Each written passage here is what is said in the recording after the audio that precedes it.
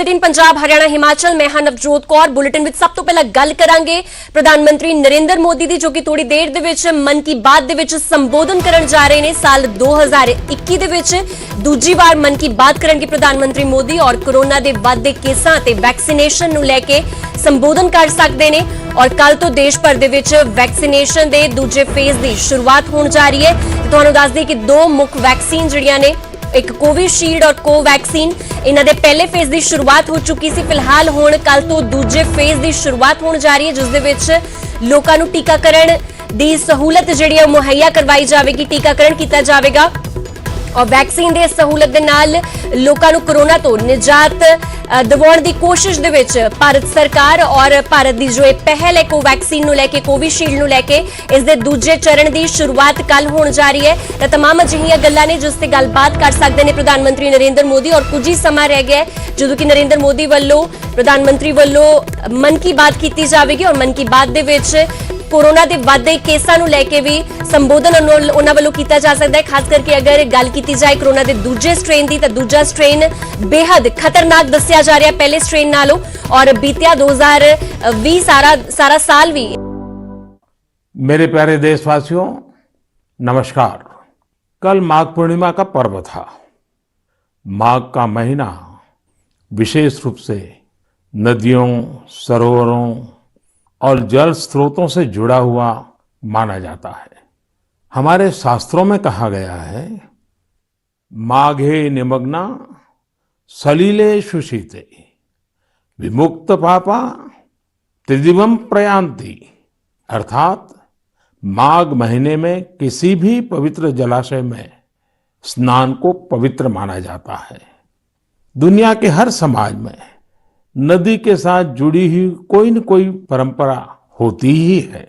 नदी तट पर अनेक सभ्यताएं भी विकसित हुई हैं। हमारी संस्कृति क्योंकि हजारों वर्ष पुरानी है इसलिए इसका विस्तार हमारे यहाँ और ज्यादा मिलता है।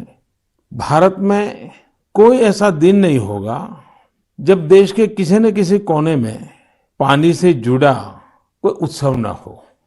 माघ के दिनों में तो लोग अपना घर, परिवार, सुख सुविधा छोड़कर पूरे महीने नदियों के किनारे कल्पवास करने जाते हैं। इस बार हरिद्वार में कुंभ भी हो रहा है। जल हमारे लिए जीवन भी है, आस्था भी है और विकास की धारा भी है। पानी एक तरह से पारस से भी ज्यादा महत्वपूर्ण है। कहा जाता है पारस के स्पर्श से लोहा सोने में परिवर्तित हो जाता है। वैसे ही पानी का स्पर्श जीवन के लिए जरूरी है, विकास के लिए जरूरी है। साथियों, माघ महीने को जल से जोड़ने का संभवतः एक और भी कारण है। इसके बाद से ही सर्दियां खत्म हो जाती हैं और गर्मियों की दस्तक होने लगती हैं। इसलिए पानी के संरक्षण के लिए हमें अभी से ही प्रयास शुरू कर देने चाहिए। कुछ दिनों बाद मार्च महीने में ही 22 तारीख को वर्ल्ड वाटर डे भी है। मुझे यूपी की आराध्या जी ने लिखा है कि दुनिया में करोड़ों लोग अपने जीवन का बहुत बड़ा हिस्सा पानी की कमी को पूरा करने में ही लगा देते हैं। बिन पानी सब सून, ऐसे ही नहीं कहा गया है। पानी के संकट को हल करने के लिए एक बहुत ही अच्छा मैसेज पश्चिम बंगाल के उत्तर दिनाजपुर से सुजीत जी ने मुझे भेजा है। सुजीत जी ने लिखा है कि प्रकृति ने जल के रूप में हमें एक सामूहिक उपहार दिया है, इसलिए इसे बचाने की जिम्मेदारी भी सामूहिक है। ये बात सही है। जैसे सामूहिक उपहार है वैसे ही सामूहिक उत्तरदायित्व भी है। सुजीत जी की बात बिल्कुल सही है। नदी, तालाब, झील, वर्षा या जमीन का पानी, ये सब हर किसी के लिए है। साथियों, एक समय था जब गांव में कुएं, पोखर, इनकी देखभाल सब मिलकर करते थे। अब ऐसा ही एक प्रयास तमिलनाडु के तिरुवन्नामलाई में हो रहा है। यहाँ स्थानीय लोगों ने अपने कुओं को संरक्षित करने के लिए अभियान चलाया हुआ है। ये लोग अपने इलाके में वर्षों से बंद पड़े सार्वजनिक कुओं को फिर से जीवित कर रहे हैं।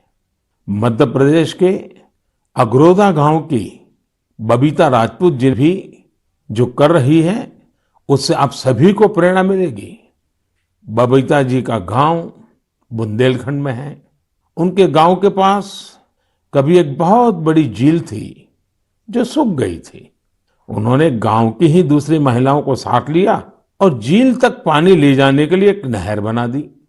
इस नहर से बारिश का पानी सीधे झील में जाने लगा। अब ये झील पानी से भरी रहती है।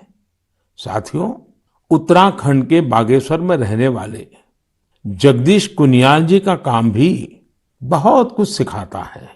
जगदीश जी का गांव और आसपास का क्षेत्र पानी की जरूरतों के लिए एक प्राकृतिक स्रोत पर निर्भर था, लेकिन कई साल पहले ये स्रोत सूख गया। इससे पूरे इलाके में पानी का संकट गहराता चला गया। जगदीश जी ने इस संकट का हल वृक्षारोपण से करने की ठानी। उन्हें पूरे इलाके में गांव के लोगों के साथ मिलकर हजारों पेड़ लगाए और आज उनके इलाके का सूख चुका वो जल स्रोत फिर से भर गया है। साथियों, पानी को लेकर हमें इसी तरह अपनी सामूहिक जिम्मेदारियों को समझना होगा। भारत के ज्यादातर हिस्सों में मई जून में बारिश शुरू होती है। क्या हम अभी से अपने आसपास के जल स्रोतों की सफाई के लिए, वर्षा जल के संचयन के लिए 100 दिन का कोई अभियान शुरू कर सकते हैं? इसी सोच के साथ अब से कुछ दिन बाद जल शक्ति मंत्रालय द्वारा भी जल शक्ति अभियान कैच द रेन भी शुरू किया जा रहा है। इस अभियान का मूल मंत्र है catch the rain where it falls when it falls. हम अभी से जुटेंगे। हम पहले से जो रेन वाटर हार्वेस्टिंग सिस्टम है उन्हें दुरुस्त करवा लेंगे। गांवों में, तालाबों में, पोखरों की सफाई करवा लेंगे। जल स्रोतों तक जा रहे पानी के रास्ते की रुकावटें दूर कर लेंगे तो ज्यादा से ज्यादा वर्षा जल का संचयन कर पाएंगे।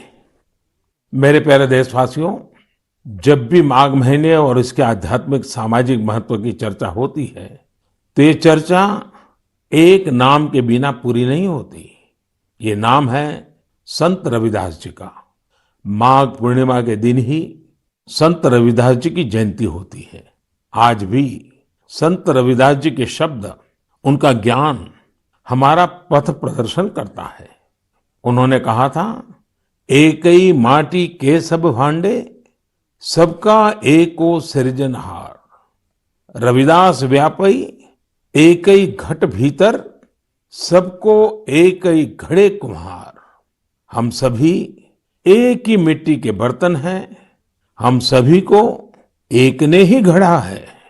संत रविदास जी ने समाज में व्याप्त विकृतियों पर हमेशा खुलकर अपनी बात कही। उन्होंने इन विकृतियों को समाज के सामने रखा, उसे सुधारने की राह दिखाई। और तभी तो मीरा जी ने कहा था, गुरु मिलिया रैदास दीनी ज्ञान की घुटकी। ये मेरा सौभाग्य है कि मैं संत रविदास जी की जन्मस्थली वाराणसी से जुड़ा हुआ हूँ। संत रविदास जी के जीवन की आध्यात्मिक ऊंचाई को और उनकी ऊर्जा को मैंने उस तीर्थ स्थल में अनुभव किया है।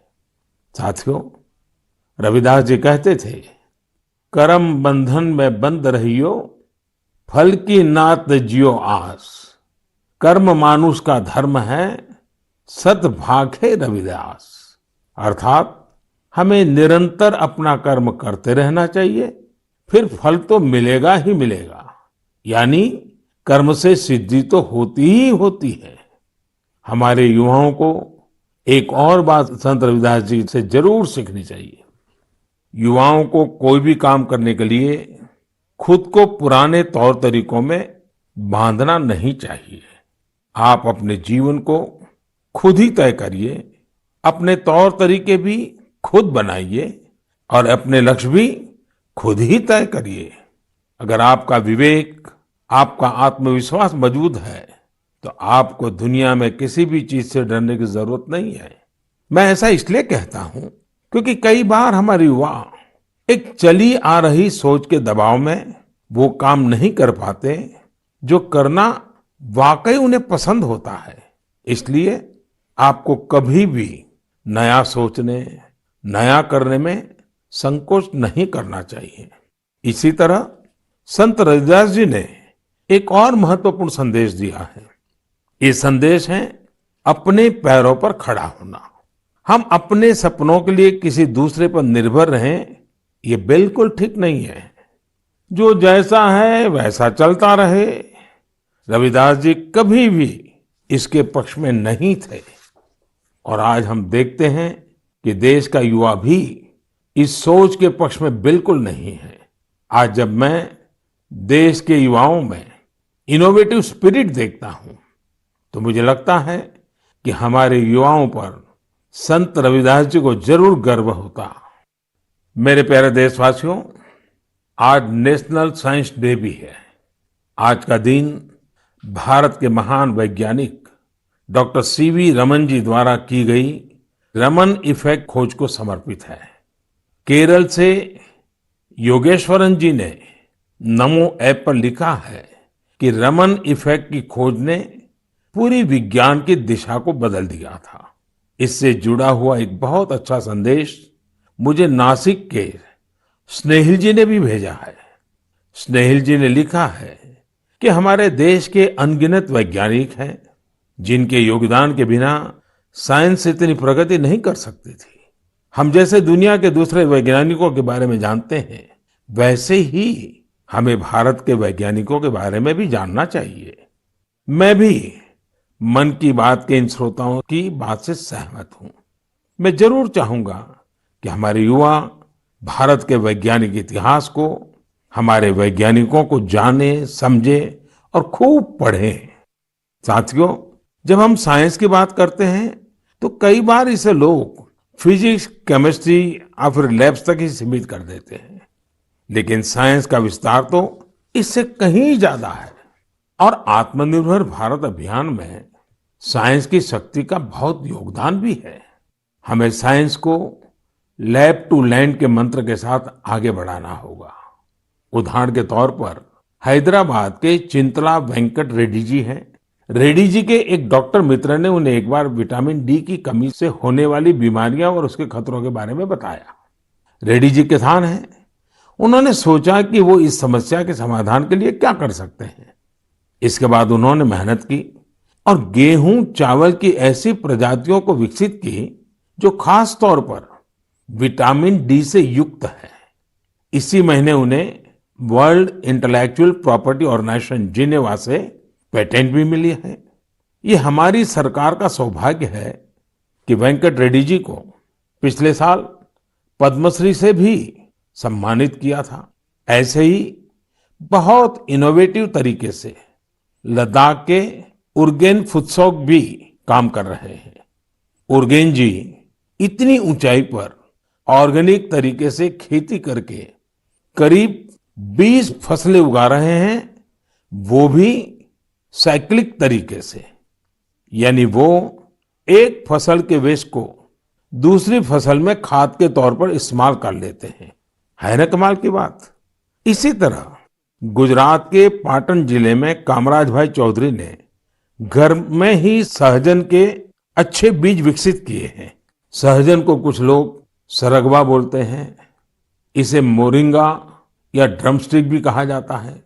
अच्छे बीजों की मदद से जो सहजन पैदा होता है, उसकी क्वालिटी भी अच्छी होती है। अपनी उपज को वो अब तमिलनाडु और पश्चिम बंगाल भेजकर अपनी आय भी बढ़ा रहे हैं। साथियों, आजकल चिया सीड्स का नाम आप लोग बहुत सुनते होंगे। हेल्थ अवेयरनेस से जुड़े लोग इसे काफी महत्व देते हैं और दुनिया में इसकी बड़ी मांग भी है। भारत में इसे ज्यादातर बाहर से मंगाते हैं, लेकिन अब चिया सीड्स में आत्मनिर्भरता का बीड़ा भी लोग उठा रहे हैं। ऐसे ही यूपी के बाराबंकी में हरिश्चंद्र जी ने चिया सीड्स की खेती शुरू की है। चिया सीड्स की खेती उनकी आय भी बढ़ाएगी और आत्मनिर्भर भारत अभियान में मदद भी करेगी। साथियों, एग्रीकल्चर वेस्ट से वेल्थ क्रिएट करने के भी कई प्रयोग देश भर में सफलतापूर्वक चल रहे हैं। जैसे मदुरई के मुरुगेसन जी ने केले के वेस्ट से रस्सी बनाने की एक मशीन बनाई है। मुरुगेसन जी के इस इनोवेशन से पर्यावरण और गंदगी का भी समाधान होगा और किसानों के लिए अतिरिक्त आय का रास्ता भी बनेगा। साथियों, मन की बात के श्रोताओं को इतने सारे लोगों के बारे में बताने का मेरा मकसद यही है कि हम सभी इनसे प्रेरणा लें। जब देश का हर नागरिक अपने जीवन में विज्ञान का विस्तार करेगा, हर क्षेत्र में करेगा, तो प्रगति के रास्ते भी खुलेंगे और देश आत्मनिर्भर भी बनेगा। और मुझे विश्वास है ये देश का हर नागरिक कर सकता है। मेरे प्यारे साथियों, कोलकाता के रंजन जी ने अपने पत्र में बहुत ही दिलचस्प और बुनियादी सवाल पूछा है और साथ ही बेहतरीन तरीके से उसका जवाब भी देने की कोशिश की है। वे लिखते हैं कि जब हम आत्मनिर्भर होने की बात करते हैं तो इसका हमारे लिए क्या अर्थ होता है। इसी सवाल के जवाब में उन्होंने खुद ही आगे लिखा है कि आत्मनिर्भर भारत अभियान केवल एक गवर्नमेंट पॉलिसी नहीं है, बल्कि एक नेशनल स्पिरिट है। वो मानते हैं कि आत्मनिर्भर होने का अर्थ है कि अपनी किस्मत का फैसला खुद करना